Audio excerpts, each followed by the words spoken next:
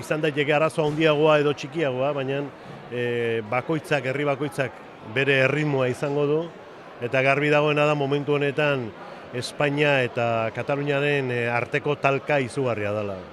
Eta bertako instituzioak, Kataluniako instituzioak, galdeketa baten eskutik argitu nahi dute, egi horretara gerturatu nahi dute, jakiteko ia herritarrek ze pentsatzen duten, eta Espainiako gobernuaren portaera eta erabakia da galeraztea eta gaina mehatxatzea. Orduan, hor nik uste abertzale izan, sozialista izan, edo dana delakoa izan, horren aurretikako zea bat dagoela, oinarri bat, oinarri demokratikoa.